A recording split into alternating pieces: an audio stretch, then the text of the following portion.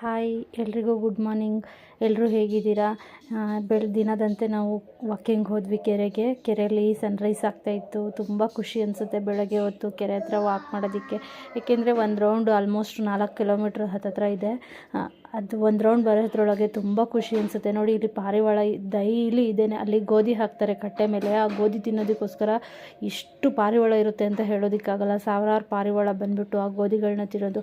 ಆ ಒಂದೇ ಸತಿ ಆ ವೈಬ್ರೇಷನ್ ನೋಡಬೇಕಾದ ಹಾರುವಾಗ ಯಾವ ಥರ ವೈಬ್ರೇಟ್ ಆಗುತ್ತೆ ಅಂತ ಹೇಳ್ಕೊಂಡು ಅದನ್ನೆಲ್ಲ ಕಣ್ಣು ತುಂಬಿಕೊಳ್ಳೋಕ್ಕೆ ತುಂಬ ಖುಷಿ ಆಗುತ್ತೆ ನಮಗೆ. ಅದಕ್ಕೋಸ್ಕರ ನಾನು ಟೈಮ್ ಸಂಜೆ ಹೊತ್ತು ಹೋಗ್ತೀನಿ, ಟೈಮ್ ಬೆಳಗ್ಗೆ ಹೊತ್ತು ಹೋಗ್ತೀನಿ. ಇದನ್ನು ನೋಡೋಕ್ಕೋಸ್ಕರನೇ ನಾನು ಬೆಳಗ್ಗೆ ಹೊತ್ತು ಆಲ್ಮೋಸ್ಟ್ 5:45 6 ಗಂಟೆ ಅಷ್ಟೊತ್ತಿಗೆ ಹೋಗ್ತೀನಿ. ಯಾರು ಅಷ್ಟು ಜನ ಇರಲ್ಲ. ಹಕ್ಕಿ ಶಬ್ದಗಳು, ಕೋಗಿಲೆ ಶಬ್ದ, ನವಿಲಿರುತ್ತೆ. ಹಾಗೆ ಇವತ್ತೊಂದು ವಿಶೇಷವಾಗಿರೋದು, ನನಗೆ ನ್ಯಾಚುರಲ್ ಮಶ್ರೂಮ್ ಸಿಕ್ತು. ಅದನ್ನ ಫುಲ್ ವೀಡಿಯೋನ ನಾನು ಇಲ್ಲಿ ಕೆಳಗಡೆ ಲಿಂಕಲ್ಲಿ ಕೊಟ್ಟಿರ್ತೀನಿ. ನೋಡಿ ಹೇಗೆ ಸಿಕ್ತು, ಹೇಗೆ ಮಾಡೋದು ಅದನ್ನು.